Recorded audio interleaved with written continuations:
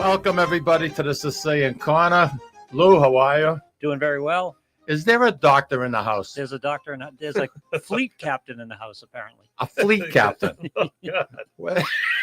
Can you put that in your license plate? Fleet captain? Fleet captain, FLTCACPTN. Where's the hat? You got to have a captain's hat. Oh, he does. I was down He here. does. No, I couldn't find one of the day. I realized I have to go shopping for cats now. Really? Yeah. Well, you know something?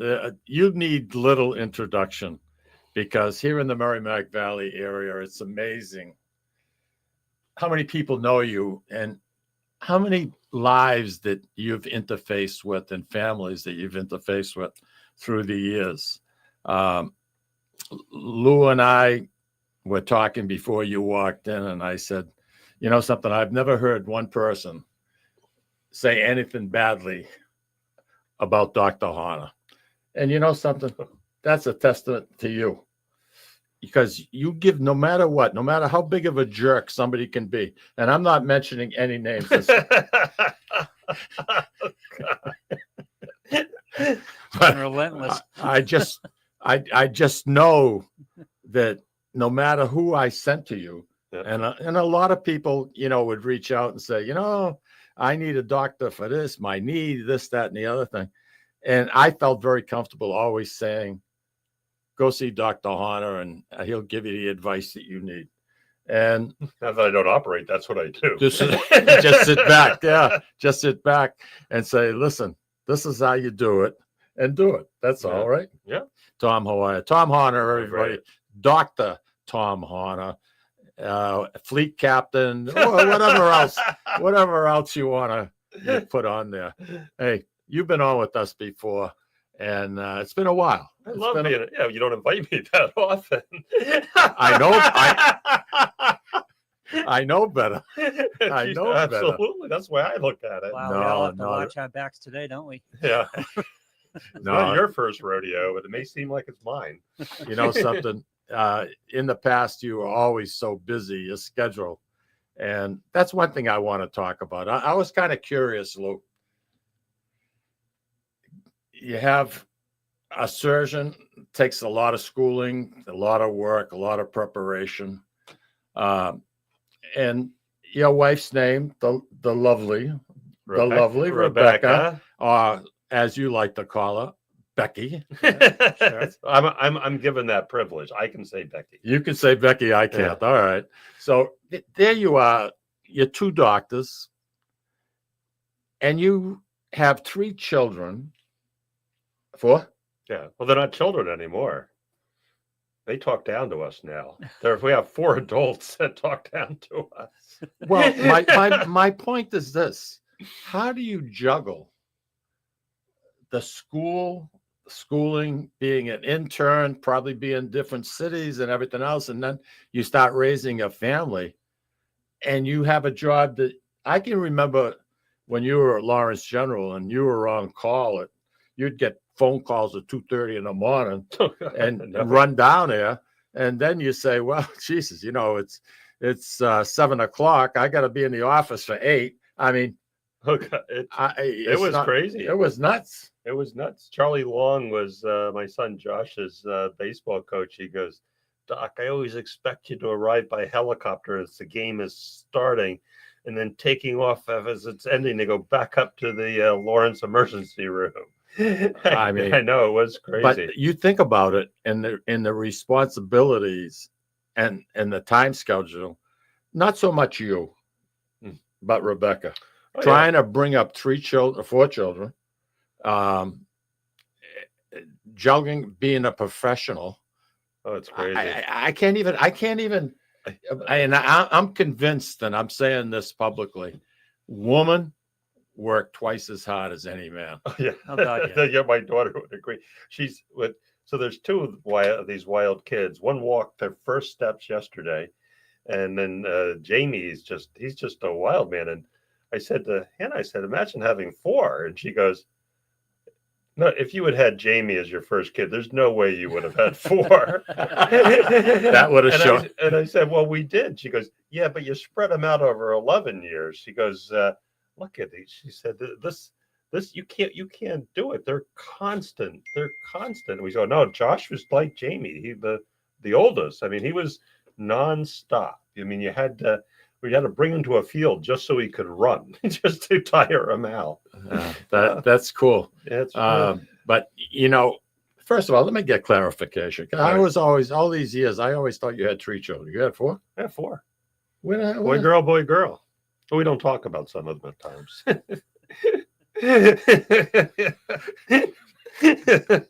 Not nice. Not nice. Not nice at all. Hey, listen, if you're out there and you've come in contact with Dr. Hoerner, give us a call. We'd love to hear from you. Doc would like you to give him a call, say hello. Telephone number is 978-659-0072. Yeah, before I get dementia, you dropped in now while I still have some of my. God forbid. I hope not. You're as active now. I mean, you're doing more now than you ever did. I mean, you really don't have any. You don't just sit at home eating bonbons. No, I do whatever Becky tells me. Smart man. How many years you guys been married? I think it's 40. Wait, Whoa, got married in number 76. one, wrong when you say I 24. think. I think it was 49 this year. Really? Yeah. The anniversary party that I went to, what was that, your 40th? We had up at Rockport. Yeah, we're waiting. We're gonna have a 50th too. In another year. So Am I going? absolutely. Oh, cool. Barbara? Yeah. Whoever. Oh, sure. Lou can come. We We can't get that many to come. As you get older, friends start passing on. They do things. Isn't that the truth? I know. Awful. Yeah. We 40th anniversary the kids put together for him up at Rockport at the yacht club, where he's a fleet captain. Yeah. Fleet captain. And it was a great time. But I think Lucille and I were the only non-doctors there. It was a little bit intimidating when we first walked in. It's not a yacht club like Eastern or Eastern Point or Corinthian and Marblehead. It's my friend Crawford Campbell retired the same day I did. The hand surgeon said, I thought I was going to a yacht club. I didn't know it was a fish shack at the end of a pier. Non-powered boats. Everything's got to be strictly sail, right? Well, no, we have some Where do you keep them, motorboats in the back? No, they're all. It's I'm a little. only kidding. What the workers use. But you guys do a lot of work yourselves. Yeah, I mean we don't have a big budget. We don't have a lot of money, and it's truly a very middle class. We try to keep costs down. So we run it on a tight budget, but it's really a sailing club. We don't have a dining area. We have nothing but sailing. We don't have a place to park. But if you want to sail, we'll find a way to get you in a boat. It's really quite wonderful. And you've really taken to that hobby like unbelievable. Well, I was going nuts. You love it. Well, I do. Well, mostly it clears your mind. I remember it's like I'm driving up and down from Lawrence General Hospital, occasionally Holy Family, and my family seems to be having a good summer because Becky's family had a summer house there. But I'm driving up and down to the emergency rooms. And what's wrong with this picture? It was 1990. So it was 1994, and I'm going. I think my family would miss me if I passed away, but this is really just working all the time. And remember, early on, we didn't have cell phones, so I had a beeper. So I knew every mobile station with every, drop a dime to make a call. And you'd be like 10 minutes from home and the beeper go off and you go, well, do I take a chance on 25 minutes to drive home, answer from my home phone, or do I pull over now and go to see if I turn around? I mean, that was crazy. I love it. I know. I love it. I decided to call Tom. This was on spur of the moment.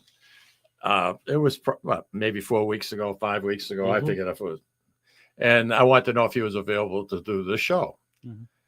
So he answers the phone, and I'm hearing all kinds of noise in the background, PA systems and this that. And I says, where the hell are you? And you were in some little community, some airport somewhere in Argentina. Yeah, Oh, wow. it's a Jew from Argentina, Holy cow. or else Chile, because it was Argentina and Chile. You know, You were in Argentina, and you gave me the name of the place, and of course I forget what it was, but you said we're on delay. You've been waiting for a while. oh no, we were at the Agatsu Falls. You were where? The Agatsu Falls, the Agatsu Falls? Agatsu. I thought it was saying Agatsu. That's almost a bad word. in Agatsu. Italian. Almost. It wasn't named by the Italians, but it's this massive falls. And then the flight, they go, well, the plane hasn't left Buenos Aires yet. So you're going, okay, well, that's almost 2 hours. So you're sitting in the airport, and then they go, and then the plane lands, and they go, it's broken. It's broken. Oops. Whoops. So now you're sitting in an airport. You don't speak the language. There's only 2 people that speak English there that are traveling with people that are bilingual. And so, but nobody knows anything. And you've got a trip leaving out of Buenos Aires the next day. There's no hotels. You don't know where you're going to stay. And it's like, too bad. Wow. It's part of the adventure. It ended up being it's like things that ended relatively well. We got back. We had left at 4:30 in the morning because it was a day trip from Buenos Aires with a 2-hour flight each way to see these falls.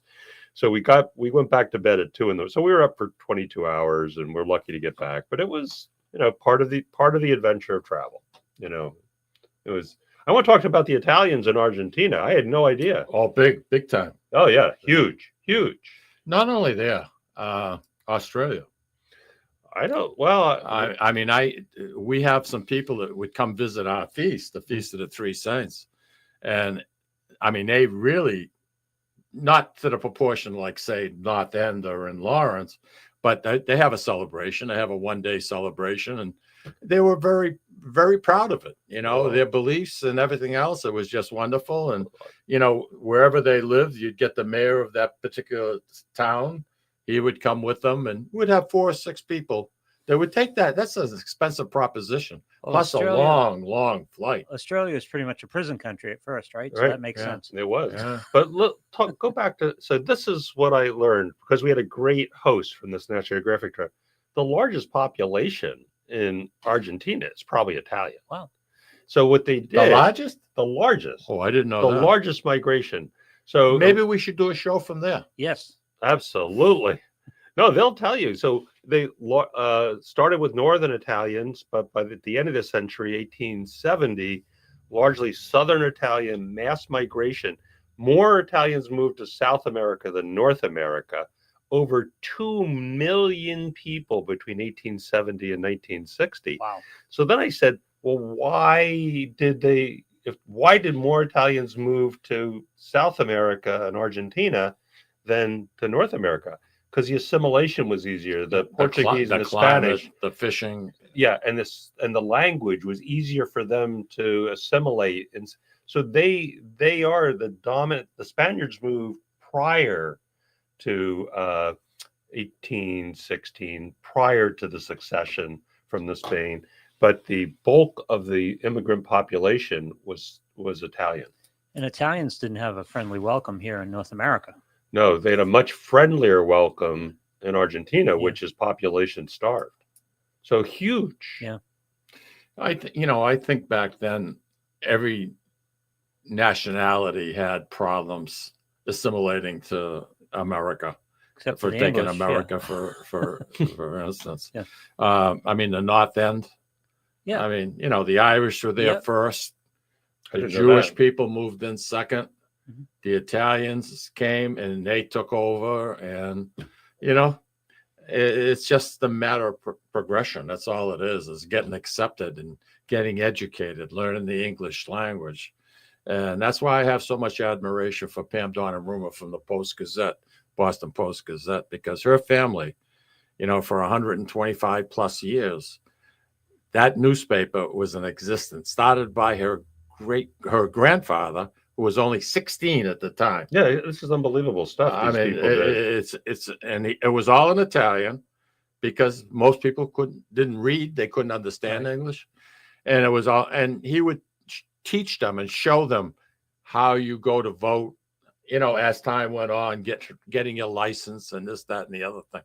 And that newspaper, in my opinion, it's a history lesson. Yeah. If you ever walked into Pam's office, you would go crazy. It's small, very, very, very small. But there isn't a wall space that's available. Every single politician comes into Boston to do, whether it be a president or a congressman or whoever the case might be, goes there to try and get her on their side. Yeah. And they put up all these pictures all over, whether it be Kennedy or whoever, Dukakis in the tank, whoever, It's just a history lesson. And you'll be in there 2 hours and you say, oh my God, I forgot about this and I forgot about that. And, Well, learning is there's so much that because I'm trying to learn Western civilization. So the succession of Argentina was 1816. But this is all consequence of the Napoleonic Wars. Napoleon, Waterloo took him out in 1815, but he had basically imprisoned the King of Spain. And once the people in Argentina learned that Spaniards were no longer in charge, they decided to make their own country, and so it was all a consequence of that period was Napoleon. Yeah, absolutely. Listen, I'm going to take a break. Is that okay? Sure. You want to take us out? Do what? I know. Yeah, that too. Louis, why don't we go out to break and we'll be right back. Ciao, this is Esther of You, Me, and Sicily. I want to talk to you about Tommy Amin and the great staff at Butcher Boy Market. Families, foodies, and home chefs come together at Butcher Boy to talk good food and create traditions. They offer the best in quality cuts of beef, pork, lamb, poultry, and restaurant-style steaks and chops. Produce? All of their produce is hand-selected to complement any meal or even to make it your main course. Their deli serves fresh roast beef, turkey, and beautiful imported Italian cold cuts, cheeses, and antipasto. And don't forget the Butcher Boy Bakery, featuring sweet delectables from all over the state, as well as their very own bakery. That's Butcher Boy, where the secret to a great steak is, of course, the steak.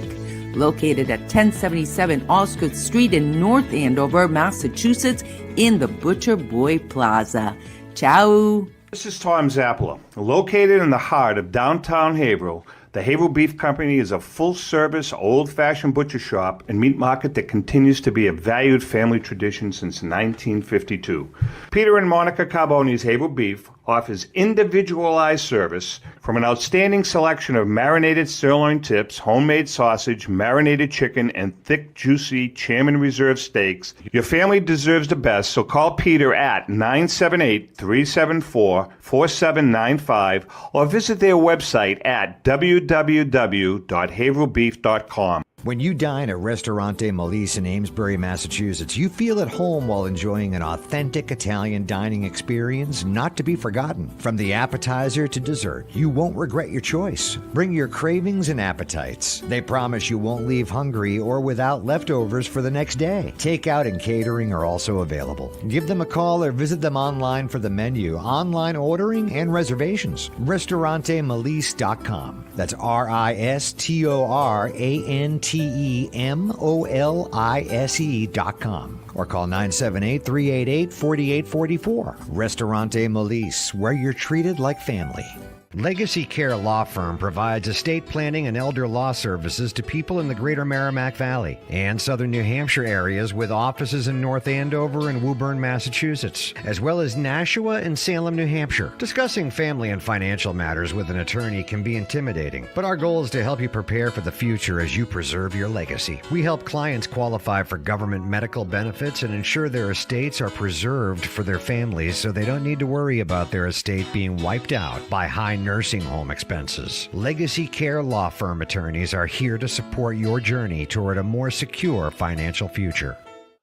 At Catadella Funeral Home, we reinvest in our business to provide your family with the best facilities. It begins with a beautifully landscaped exterior, parking for 250 vehicles, and a comfortable and inviting access to our renovated interior. Funerals can be costly, so you should review and compare plans to make sure you receive services that are fairly priced. I invite you to experience the Catadella difference in cost, facility, and service. Catadella's honoring and celebrating the lives of the people we loved, providing exceptional care since 1929. Italian artisan cuisine combines simple, fresh ingredients with time-honored preparation to create an incredible culinary experience. At Tuscan Kitchen, located in Salem's historic Depot District, talented chefs prepare everything in-house from scratch for all to see. Guests enjoy their meal literally in our kitchen as food is prepared right in front of you. Wood ovens burn from morning till night, roasting vegetables, baking bread, and firing delightful thin-crust pizzas. Prime steaks are seared on a wood grill. A rotisserie slowly roasts marinated whole chickens and lamb, while a pasta maker creates fresh fettuccine. More than just artisan cuisine, Tuscan Kitchen features the wine bar, live entertainment, weekly wine tastings, and elegant private dining and event space. Call 603-952-4875 or visit TuscanKitchen.com to make a reservation and learn more about the culinary adventure that awaits. In Italy, cooking is an art form. Tuscan Kitchen. Experience artisan Italian. Orthopedics Northeast and Essex Orthopedics have joined forces as Mobility Bone and Joint Institute to bring improved access and outstanding medical care.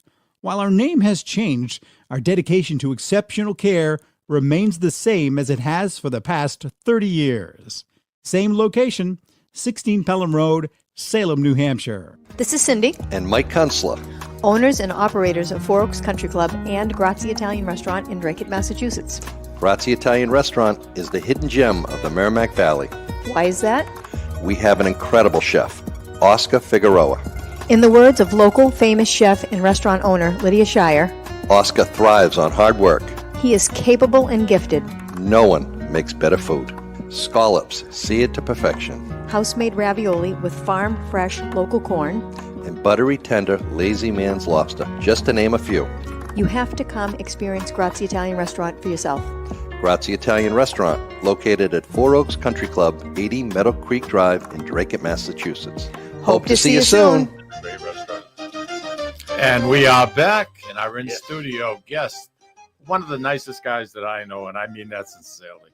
And somebody that is taking care of me in a professional manner, and somebody that I consider to be a good friend. Yeah, it's one of those friends that doesn't end. It's like you don't hear from, like, you don't call me for 3 or 4 years, but when we see one another again, it's like there wasn't a weekend. Really? That kind of covers the whole thing. Hey, what can you say on top of that? I wish Lou was laughing. It was meant to be funny. The professor. We call him the professor. He's doing everything else. I just wanted to say to you, Boston Marathon. Yeah. Okay. What is it, 26.2 miles? Yeah, something like that. That's a marathon. Yeah. And average steps or strides, it comes out to something like, Tom, between 39,000 to 39,250 feet of your legs and your knees hitting pavement. How many feet? 39,000 to 39,250 for 26.2 miles. That's the average steps. You call it, even though they're running, it's still a step. Well, there's 5,280 feet per mile, and it's 26 miles, right? So 5,280 times 26. That's the number of feet. My stride is just over 3 feet. I mean, we can do the math. Yeah, I think so. I think you're saying steps, not feet. Well, I went and I Googled it this morning because I try to bring a little something to the show. All right. That's the knees. Why don't we just go metric? That would really screw me up. You know what I mean? Well, you're talking this is another part of Greek history, marathon. But keep going. Well, something, the Greeks, it's unbelievable. I mean, the history. 5,280 feet times 26.2 miles, 3 feet per step. I think so. 46,112. But something, I'd be worried about the marathon. When the Greeks had won this big battle against the Persian army, they sent a messenger Right. to run to Marathon, to Athens rather. He was coming from Marathon. And he got there and he did his report. He reported to the officer in charge, and then he just proceeded to die. Yeah. Died right there, right on the spot. Right there. Do we have a call? Oh, yes, we do have Roger. But what we're going to see on Monday, by the way, is about 30,000 psychopaths. That's basically what it is.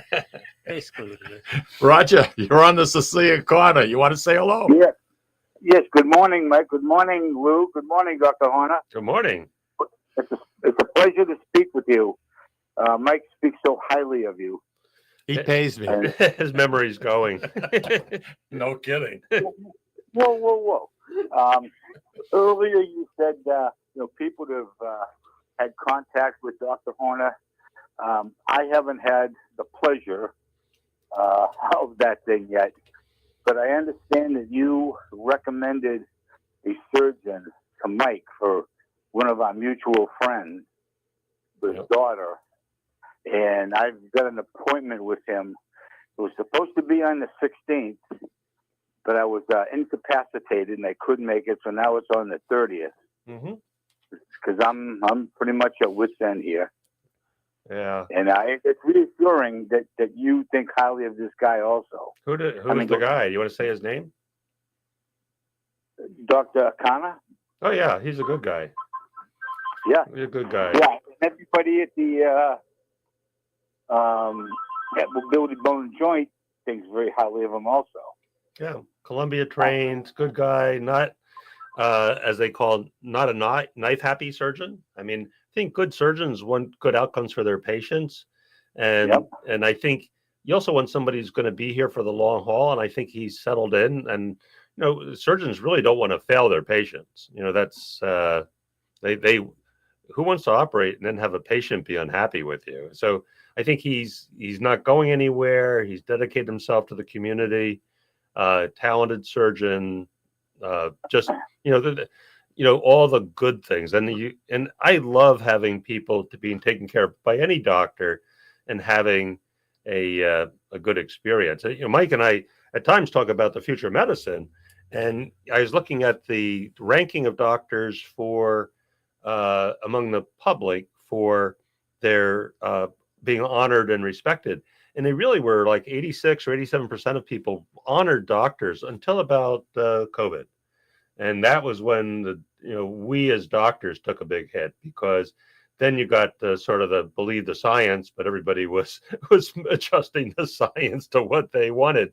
And that sort of decredentialed a lot of doctors in the eyes of the public. Is that right? Yeah. I was looking at the statistical evidence. So like 86% is an extremely great number, among the public, but it took a big hit. I don't know where it is now, but I think, healthcare's really been impacted by a lot of things from when it was very favorable. Yeah. It's being pulled apart. Myself, it's nothing else. It just boosted their esteem. I mean, there's a certain piece of that equation I agree with certain people, but then again, the people that were on the front lines, I have no more greater respect for them than I do, with first responders and the military, the guys over there doing their thing. These people work themselves into oblivion almost. Yeah, and because, one of the many problems with COVID was it was really unknown, right?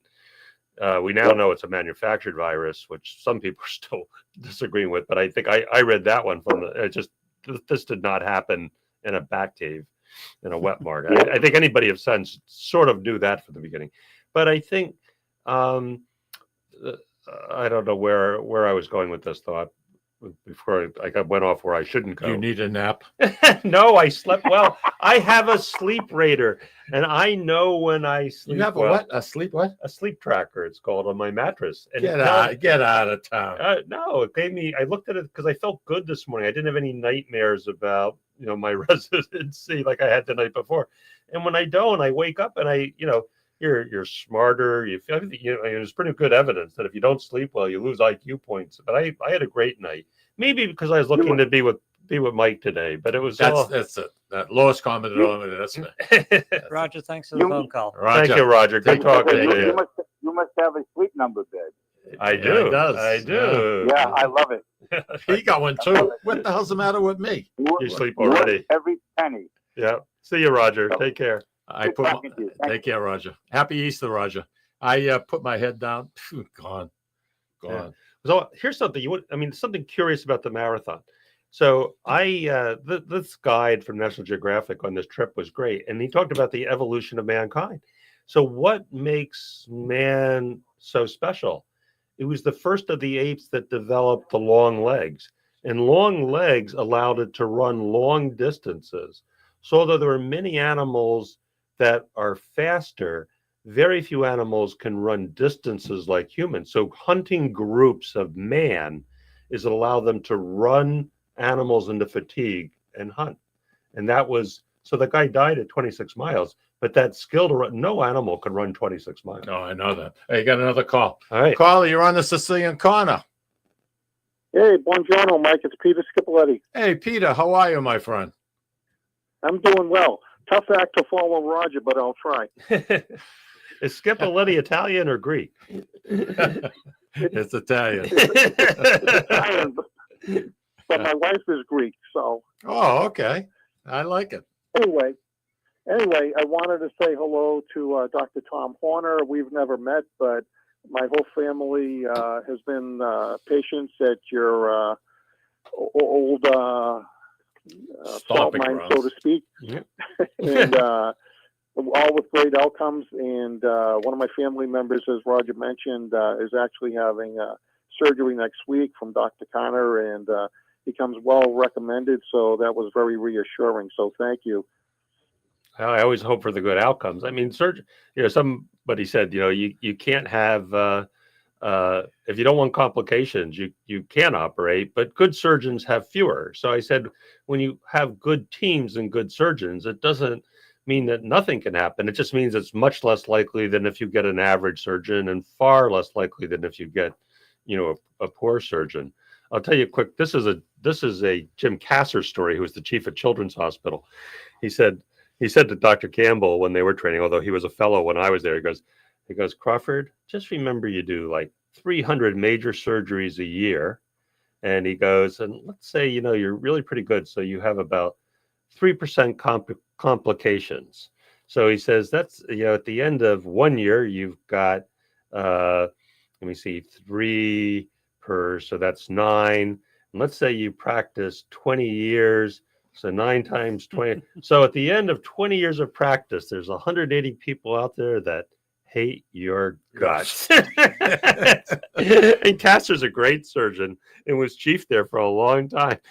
But it's, the other day someone called me and they said, do you remember? And they gave me the patient's name. This is somebody who now works at Mobility Bone and Joint. I go, I remember that patient. I still have the entire record here. And I pull up because I saved all the photographs. I have the failed component. I have the imaging, the CAT scans. He goes, do you save that? I go, I save all my failures. I said, I've been retired for 2.5 years and I still go to bed. Isn't that something, huh? Thinking of the patients who I struggled to get to a good outcome. And that's I think, you can take it too far. I probably did, but I think that's you remember the patients who you feel, whether they did messed up or you could have done something better. Those are the ones that and there's not a lot of them, because if you're good, you don't have a lot, but you still remember them more than anyone else. Yeah. Hey, I truly, go ahead. Mike, you. Peter, I just wanted to say I want to wish your daughter the best Monday, and everything's going to work out just well. Trust me. Well, I'll pray for her, Peter. Well, thanks. And one extra thing, if I have a minute, I know you're coming up against the commercial. Everybody knows more about the show than me. Go ahead. I've been in the medical device industry for almost 40 years. I have an engineering background and I work with regulatory affairs, but I understand firsthand, what's involved with an adverse event and post-market surveillance, and looking, at device malfunctions, and I certainly appreciate your end of the equation, helping the patients with patient health care. But, analyzing, I really respect what you said about understanding where things may have gone wrong, because we need that feedback loop in the medical device industry to make, medical devices better. And I'll stop there. But thank you so much. Peter, it's nice of you to say that, because I'll tell you, some of the failures were device failures. And they seemed like great ideas when industry came out with them. They solved problems we had, but then there were unforeseen outcomes of those appliances, which none of us saw, because none of us would have put them in if we could foresee it. And we had something that wasn't working. Yeah. So, Absolutely. I mean, human factors is a huge part of it. Until the devices get into the clinician's hands and you use it firsthand to give us that feedback, we truly don't know, in the lab, it's not the same environment. Yeah, but bottom line, in vivo and living people with major numbers, it comes out differently. That's why I think we have things like the Australian Joint Registry, so we can measure, thousands of components at a time. But the reality is, when you're working as a physician, you're working with a team. As it used to be these snotty guys when I was at Mass General that would yell at people and be dominant. Now, you need technical support, good nurses, great scrub techs, good anesthesia, and a patient needs to be part of the team too. They're not a victim coming to you there, and you all work together because you all want a good outcome. That's it's all about teamwork. Exactly. Yeah, I understand that completely. Hey, happy Easter, everybody. Thanks so much. Peter, thanks for calling. Thanks for the phone call, Peter. Happy Easter to you and the family. No, that was nice. There's the Sicilian sign right there. Right there. Look at that. Right there on your sign. Will you just pay attention to what's going on here, please? I'm sorry, I should be looking this way. This is the camera. I forget that when we first met, Mike, we didn't have a camera. Yeah, right? No, that's right. We were doing it just audio. Yeah, we're going back. The Sicilian Corner has been on since we just passed our started our 25th year. That's incredible. It really is. I was kind of laughing because real quickly, and we have a few minutes before I got to go to break. You were going to perform your second surgery on my back, and it was a fusion. Mm-hmm. And it was pretty involved because you had harvested bone from a cadaver and all this, and it was a pretty big surgery. And everything went well. I got discharged from Lawrence General Hospital and came home, and within a couple of days, I couldn't stand the smell of food cooking. I was driving me crazy. I had no appetite whatsoever. So I called you, or Lucille did, one or the other. And he says, "Oh, geez," he says, the first things out of your mouth was, "Oh, I hope there's no infection in that surgery." That's what you were interested in. Oh, yeah, absolutely. So he says, "Come to the emergency room. Get here as soon as you can." So he comes in to see me. I remember the slot you were in the emergency room, I think. You really got to get a life. really got to get a life. So anyway, he says, we're going to do some tests and we'll find out what's going on, Mike.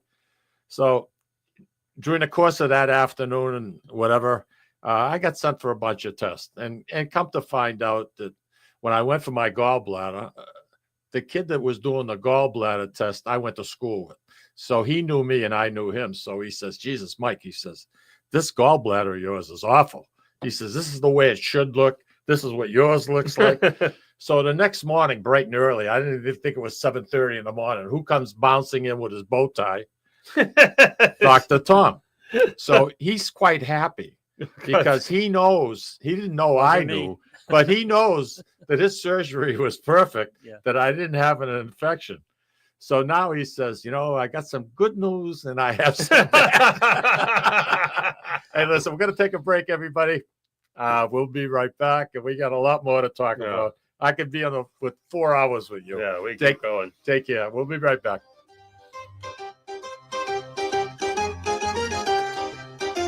Ciao, this is Esther of You, Me, and Sicily. I want to talk to you about Tommy Amin and the great staff at Butcher Boy Market. Families, foodies, and home chefs come together at Butcher Boy to talk good food and create traditions. They offer the best in quality cuts of beef, pork, lamb, poultry, and restaurant-style steaks and chops. Produce, all of their produce is hand-selected to complement any meal or even to make it your main course. Their deli serves fresh roast beef, turkey, and beautiful imported Italian cold cuts, cheeses, and antipasto. And don't forget the Butcher Boy Bakery, featuring sweet delectables from all over the state, as well as their very own bakery. That's Butcher Boy, where the secret to a great steak is, of course, the steak. Located at 1077 Osgood Street in North Andover, Massachusetts, in the Butcher Boy Plaza. Ciao! This is Tom Zappala. Located in the heart of downtown Haverhill, the Haverhill Beef Company is a full-service, old-fashioned butcher shop and meat market that continues to be a valued family tradition since 1952. Peter and Monica Carboni's Haverhill Beef offers individualized service from an outstanding selection of marinated sirloin tips, homemade sausage, marinated chicken, and thick, juicy Chairman Reserve steaks. Your family deserves the best, so call Peter at 978-374-4795 or visit their website at www.haverhillbeef.com. Sisters and co-owners Antoinetta and Elisa brought their family authentic Italian recipes from Molise, Italy, and a warm and welcoming dining experience to its customers at Ristorante Molise. The combination of their meals made from natural, homemade, fresh ingredients and your time with family and friends together at dinner time is unmatched. Located in Market Square in the heart of Amesbury, they're open for dinner Tuesday through Sunday from 3 to 9 p.m. and are available for private parties during off hours. For reservations, call them at 978-388-4844. That's 978-388-4844. Legacy Care Law Firm provides estate planning and elder law services to people in the greater Merrimack Valley and southern New Hampshire areas with offices in North Andover and Woburn, Massachusetts, as well as Nashua and Salem, New Hampshire. Discussing family and financial matters with an attorney can be intimidating, but our goal is to help you prepare for the future as you preserve your legacy. We help clients qualify for government medical benefits and ensure their estates are preserved for their families so they don't need to worry about their estate being wiped out by high nursing home expenses. Legacy Care Law Firm attorneys are here to support your journey toward a more secure financial future. At Catadella Funeral Home, we reinvest in our business to provide your family with the best facilities. It begins with a beautifully landscaped exterior, parking for 250 vehicles, and a comfortable and inviting access to our renovated interior. Funerals can be costly, so you should review and compare plans to make sure you receive services that are fairly priced. I invite you to experience the Catadella difference in cost, facility, and service. Catadella's honoring and celebrating the lives of the people we loved, providing exceptional care since 1929. Italian artisan cuisine combines simple, fresh ingredients with time-honored preparation to create an incredible culinary experience. At Tuscan Kitchen, located in Salem's historic Depot District, talented chefs prepare everything in-house from scratch for all to see. Guests enjoy their meal literally in our kitchen as food is prepared right in front of you. Wood ovens burn from morning till night, roasting vegetables, baking bread, and firing delightful thin-crust pizzas. Prime steaks are seared on a wood grill. A rotisserie slowly roasts marinated whole chickens and lamb, while a pasta maker creates fresh fettuccine. More than just artisan cuisine, Tuscan Kitchen features the wine bar, live entertainment, weekly wine tastings, and elegant private dining and event space. Call 603-952-4875 or visit TuscanKitchen.com to make a reservation and learn more about the culinary adventure that awaits. In Italy, cooking is an art form. Tuscan Kitchen. Experience artisan Italian. Orthopedics Northeast and Essex Orthopedics have joined forces as Mobility Bone and Joint Institute to bring improved access and outstanding medical care. While our name has changed, our dedication to exceptional care remains the same as it has for the past 30 years. Same location, 16 Pelham Road, Salem, New Hampshire. This is Cindy, And Mike Kunstler. owners and operators of Four Oaks Country Club and Grazie Italian Restaurant in Drake, Massachusetts. Grazie Italian Restaurant is the hidden gem of the Merrimack Valley. Why is that? We have an incredible chef, Oscar Figueroa. In the words of local famous chef and restaurant owner Lydia Shire, Oscar thrives on hard work. he is capable and gifted. No one makes better food. Scallops, seared to perfection. House-made ravioli with farm-fresh local corn. And buttery, tender, lazy man's lobster, just to name a few. You have to come experience Grazie Italian Restaurant for yourself. Grazie Italian Restaurant, located at 4 Oaks Country Club, 80 Meadow Creek Drive in Drake, Massachusetts. Hope to see you soon. And we are back and sitting. Tom, you're all right now? Jesus, he was watching those commercials, Louis. I thought he was going to take a bite of my hand. Yeah, I started to want to have lunch right now. I was bored early. Get out of here and eat. Hey, listen, the name of the show, the Sicilian Podcast, Sicilian Corner Podcast, or the Corner, or whatever you want to call it. You recently went to Sicily. I did. You and the family. Was this your first time? Yes, it was not my first time to Italy. My first time to Sicily. Sicily. Yes. Yeah. Tell me what you thought. Right. So I'm going to back it up a little bit. So we went on a National Geographic trip in 2023 in the fall to Greece, and then you learn that it's a city state.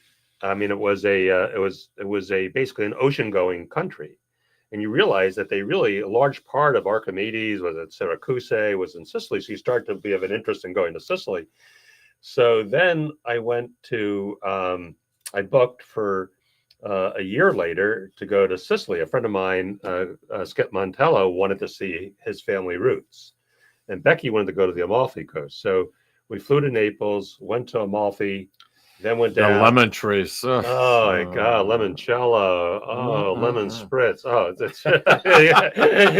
I know. That's my summer goal, is that lemon spritz on the porch. And then, then we went down to Palermo, and we went along the coast of Calabria, and then you start to learn. So now I'm on the Greek Reporter, and I read a lot of Greek history. They give it to me every night on my Google thing. So now I know that in 800 BC, as Greece the land was poor and people wanted to expand, that the different parts, Attica, populated one part of the boot, and the Ionians, which are the border of what's now Turkey, took another part, and people from the Levant, which was really Greek populated, took it. So there are these Greek communities from 800 to 200 BC all throughout southern Italy. And actually it was called. Look at the Greek ruins that are in Sicily. Absolutely. Yeah. I mean, we have better ruins in Sicily than they do. They absolutely do. There are better Greek ruins in Sicily and other parts of North Africa. But exactly. But they're so close. They're so close. And the Romans called it like Little Greece. Because there were the Greek populations, and they still at that point spoke Greco. So a large part, just like the bulk of the population in Argentina is Italian, a large part of the Italian population in southern Italy were Greek migrants. That's right. It's very good. Fascinating. You know something? What? Very good. I'm learning something today. Oh, it's fun. It's great fun. So you're doing a lot of traveling since you're amount. retired. Yeah. Becky is working kind of part-time.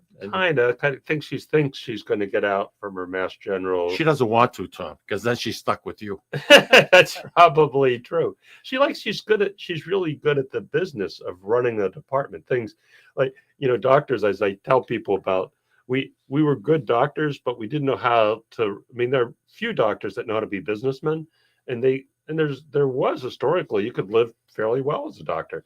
Now they've really trimmed it down with the budgets and with Medicare. So it's a tough time for medicine right now.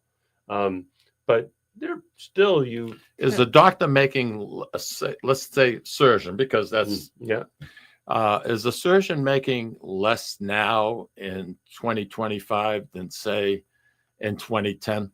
Yeah, far less. I have all the charts. And that's something far less. Well, look at it. What Medicare essentially did, if you can look at the charts, you can go on Google and just ask for images, doctor reimbursement. What the federal government did is they've essentially frozen Medicare reimbursement for doctors. So if you calculate in inflation, everything else has gone up. Hospital compensations, although they'll still cry poor, they also a large part of their expenses was their bureaucracy. Like there are not a lot more doctors or nurses than there were, but there's huge bureaucracies that didn't exist, as well as fulfilling federal mandates and federal rules and regulation and safety requirements. So doctors are really flat. If you look at doctors that are still in private practice, which is less than half, they either own into a surgery center. You need to find another way. You can't do it off physician reimbursements. A doctor can't be on his own, a standalone, right, in his own office. That's why everybody's merging with other. Well, they don't want you to. The government structured it with the Affordable Care Act to drive you into hospital ownership. They want to. That's something. Yeah, and physicians, all the money really is on facility fee. It's not doctor compensation. So if you have a private practice, like let's say there's a story in the Globe about 10 years ago about this dermatology practice that got bought by Leahy, and all of a sudden the patient went in and they got a bill for facility fee. Well, if the hospital owns the practice, they recategorize that procedure as a facility. Then they may pay the doctor $200 for the biopsy, but they'll bill you $800 for a facility fee. If you're a private practice, you do not get a facility fee for patients coming to your office. Right. It all comes out of your provider fee. And as like you look at our office up there, you don't get a discount because you're a private practice. You've got to pay taxes to the town of Methuen. Most of the hospitals, now that Stewart is gone, are back to not for profit, so they don't pay any taxes, right? But a doctor's private practice does. You're not tax free. Interesting. It's very interesting. I've got a son who's works in a house counsel office at Children's. There, all these hospitals now that have research dollars from the NIH and CDC. I mean, the government's trying to make 38 trillion in the hole. They're trying to pull this money out, but those hospitals were conditioned. It's like it's one thing if you can plan for the future. How do you plan when somebody says you're not getting that money anymore? How do you run those hospitals? I mean, they're tough right now. It's a tough time. Wow. You traveled quite a bit. Mm-hmm.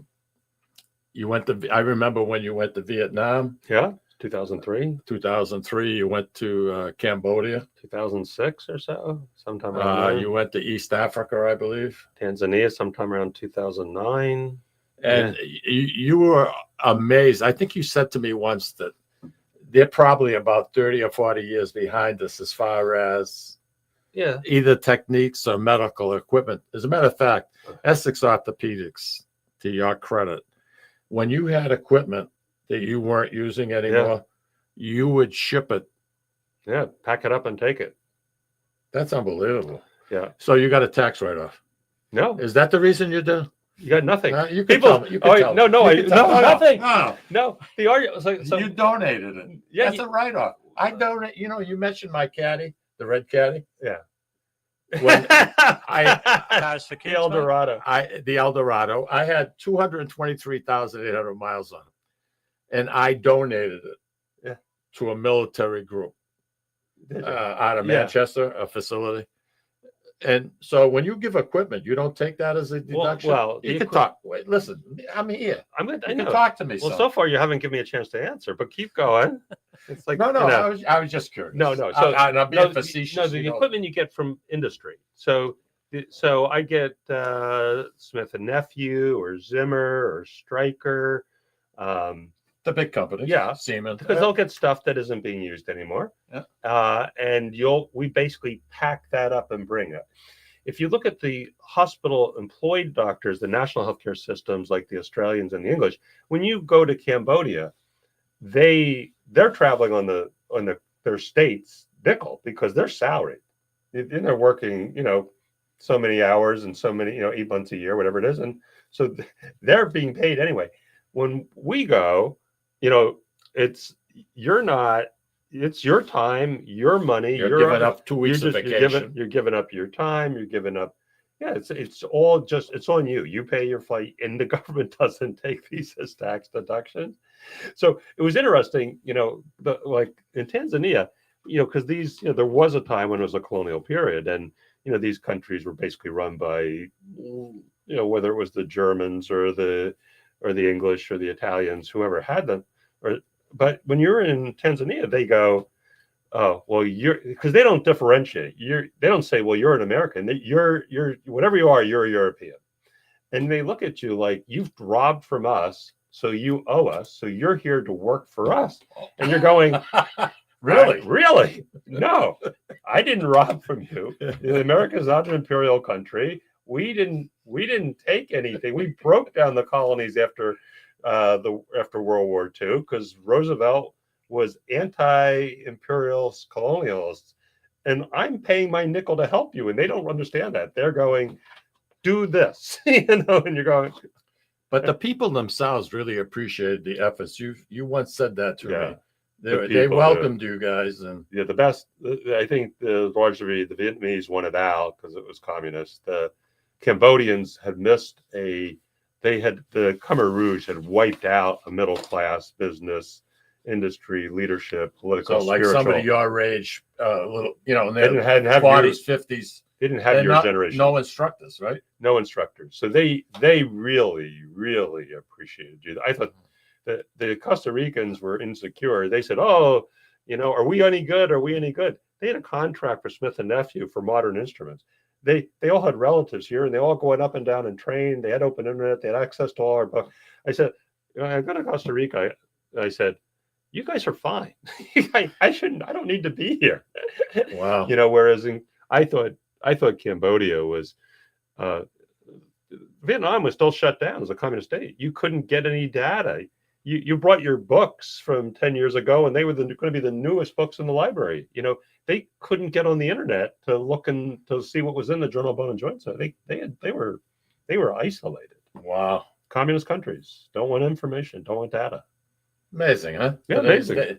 But this was an education for you. I mean, eye opener. But to volunteer after working zillion hours, you get 2 weeks and you end up getting injections and whatnot. The shots must have been a pain in the butt. Yeah. Well, they had a great travel clinic at Mass General, and you go and you find out when you're in South Africa, are you going to be treated for what's the malaria incidence? When you're in Cambodia, is dengue fever rampant? What do you have that you're exposed to? It's right. I love that word, dung. We went to one hospital that was all dengue fever. Just bed after bed of people suffering with the same disorder. There's a different world.